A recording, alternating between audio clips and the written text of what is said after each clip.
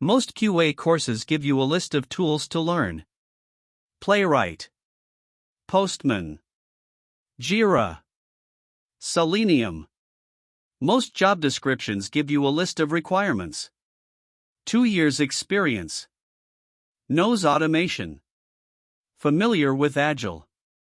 But nobody, almost nobody, shows you the full map.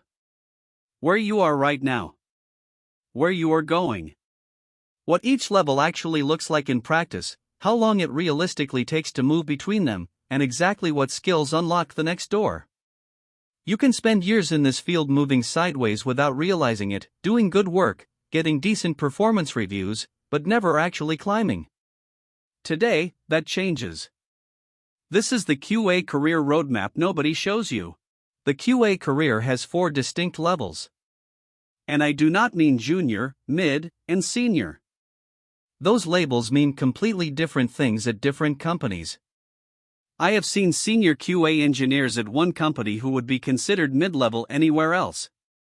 I have seen mid-level titles attached to people doing architecture-level work. The labels are noise. What matters is what you can actually do. So I am going to define 4 levels by capability, not by title. Level 1, Manual Tester. Level 2, Senior Manual, Automation Ready. Level 3, Automation Engineer. Level 4, Senior QA or QA Lead. Each level has a clear skill signature, the things you can demonstrably do. A real salary band tied to the market. And specific exit criteria, the things you need to have done before the next level opens up. Knowing exactly where you stand against that map is the most useful thing you can do for your career right now. So let us walk through it. Level 1 is the manual tester. Your job is to find bugs that developers missed. Your primary tools are test cases, bug reports, and exploratory testing sessions. You work in Jira or a similar ticket system every single day. You know how to write a clear, reproducible defect with steps, expected behavior, and actual behavior. You understand the basics of Postman for manual API spot checks. You can read a user story and translate it into test scenarios without being told exactly what to test. Salary band, $45,000 to $65,000. Exit criteria, you can own a feature end-to-end, from reading the ticket to signing off on release. You can build a full regression suite from scratch. And you have personally logged at least 100 bugs that made it into a production release. Level 2 is Senior Manual, Automation Ready. The skill shift here is from execution to thinking. You are no longer just running tests. You are deciding which tests matter and why. You write test plans, not just test cases. You mentor junior testers. You have applied boundary value analysis and equivalence partitioning on a real project. You have written your first 50 lines of Playwright, maybe not a full suite, but you have done it, you understand what it does, and you are not afraid of it. You can explain what a CI pipeline does and where tests fit in it. Salary band, $65,000 to $85,000. Exit criteria, you have shipped a feature where your test plan caught a critical issue before it reached production, and you can describe exactly what that issue was. Level 3, Automation Engineer. This is where compensation makes a significant jump. Your primary output is now code, not documents. You own a Playwright or Cypress test suite that covers a real application. You have wired it into CI/CD, tests run automatically on every pull request, and a failing test can block a merge. You write API tests that go beyond happy path checks. You participate in code review, not just for test code, but for feature code too, because you understand what makes code hard to test. You think constantly about flakiness, test isolation, and pipeline speed, because a slow or unreliable test suite is worse than no test suite. Salary band, $85,000 to $110,000. Exit criteria, a failing test in your suite has blocked a bad deploy from reaching production. Not in theory, in practice. That is the moment you know it is real.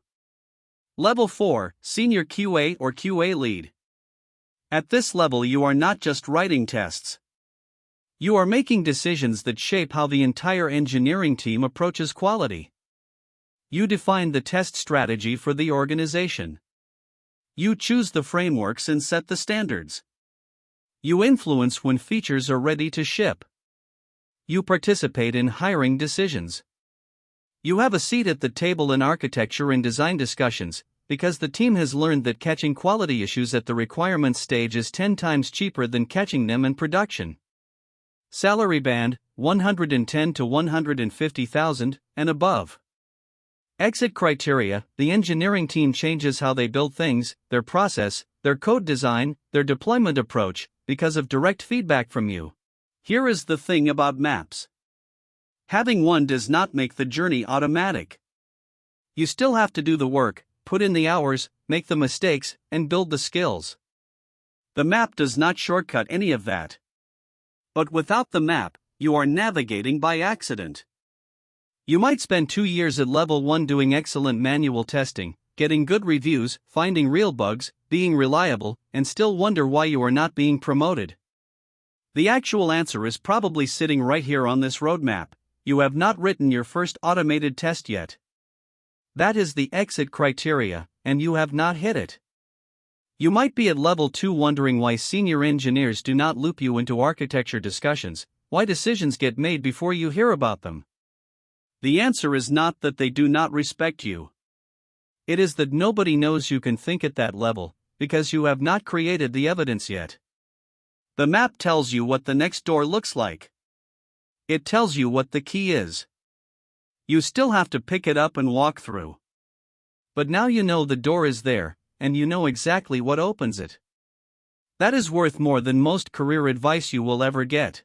Over 9 episodes, we covered the complete foundation of a QA engineering career. Episode 1: What QA engineers actually do, and why it is nothing like clicking buttons. Episode 2: The bug report that gets you hired, what makes a defect report stand out.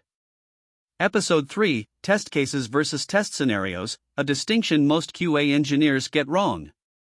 Episode 4: Your first automated test in Playwright, in 10 minutes. Episode 5: API testing in Postman, no code required. Episode 6: Boundary value analysis, the highest return on investment testing technique nobody teaches you. Episode 7: The QA interview question that 90% of candidates fail. Episode 8: The path from manual tester to automation engineer in 8 months.